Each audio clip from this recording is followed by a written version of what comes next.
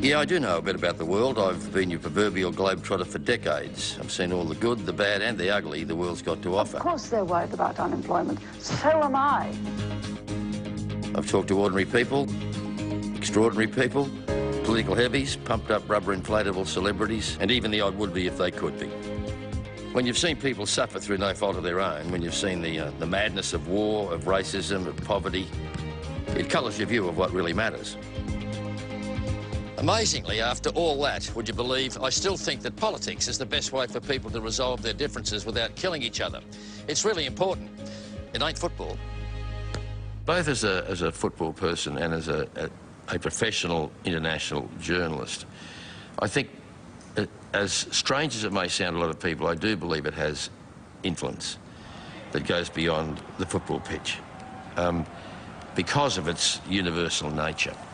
It can create relationships with people we didn't otherwise have.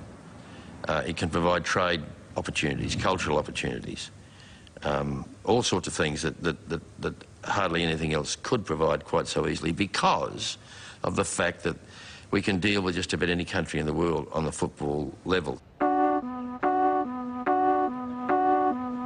The mighty MCG, an amazing stadium and sacred soil in Australian sport. But in a way, I almost hate this joint. I think it must have been the AFL demons out to get us. We were 2-0 up against the Iranians and on our way to the World Cup at last. And then suddenly, things went haywire. Everything fell apart. Bozza was valiant, but that Iranian striker kept his cool.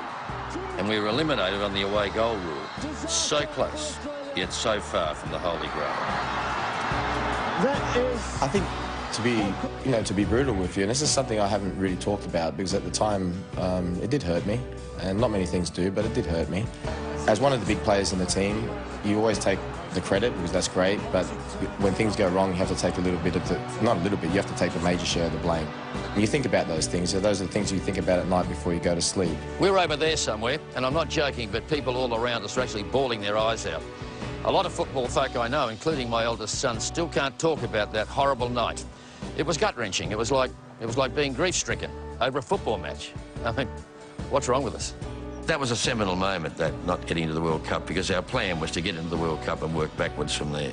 What I'd like to think happened here in Melbourne, despite the disaster, is that I think people realise what all the fuss was about this game and why it is such a gigantic phenomenon, not just a sport.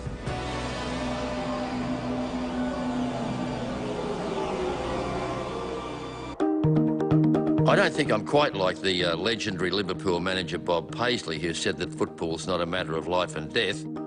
It's far more important than that. When I think about it, maybe I am that bad, a genuine football tragic, and it's been pretty much a lifelong thing, really, from a bit of a player to a besotted fan to even sticking my nose into the running of the game.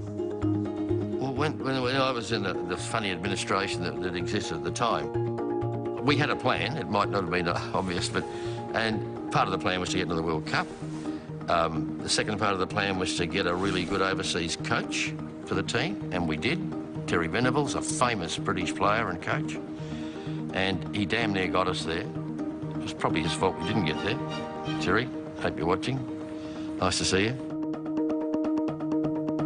Nothing I've done or seen over the years has diminished football's place in my personal and professional life, and certainly not my view of its importance as an enormous influence around the globe. Not too many people want to acknowledge it, but football's actually bigger than any religion. It's bigger than any political ideology, bigger than any economic system around the world. Quite frankly, even in this sport-mad country of ours, no other sport or game can make that claim and justify it. You could put it this way, the world game is just that, the world game. It's ubiquitous. As I speak, the Socceroos are sitting at number 21 in a world of 194 football nations. And that encourages us to see ourselves in relation to the rest of the world, not the other way round. We're not as bad as the Americans, who actually call their national baseball titles the World Series. Hello?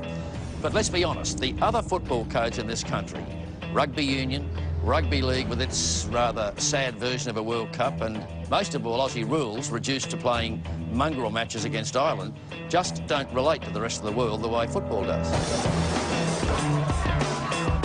The other codes don't like the fact that what they used to call wog ball or the girly game is now a serious threat.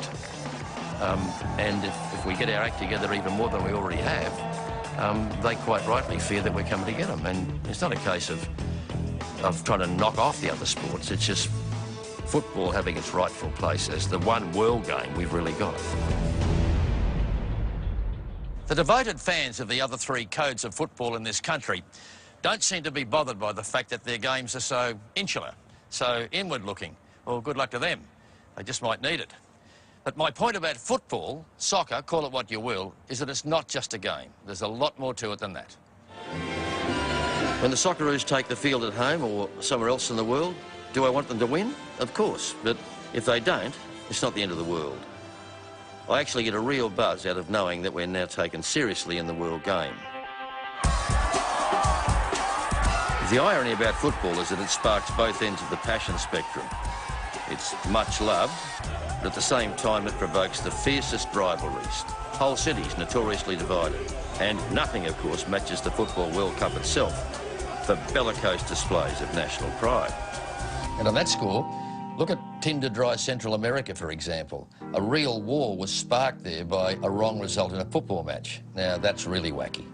I actually believe that that matches between Palestine and Israel, which are beginning to occur, have probably got more chance of stopping that ridiculous conflict that's been going on now for 60 years than all the peace negotiations and accords that we want to name. If people can stop killing each other for long enough to play a football match, that's a bloody good start. And who knows where it might end. Occasionally it's true that when these tribal divisions get out of hand, they can transcend the game and football can become an excuse for ethnic rivalry. And yes, violence. Even here in Australia, the dark side of the normally beautiful game can rear its ugly head. Back in the 1990s, when David Hill and I were in charge of the Australian game, we hadn't really come to grips with that really tricky problem. Clubs based their names and their strips on ethnicity, and matches occasionally deteriorated into open conflict. The terraces could be quite dangerous places back then, and football was difficult to sell as a family game. But these days, that dark past is pretty much behind us.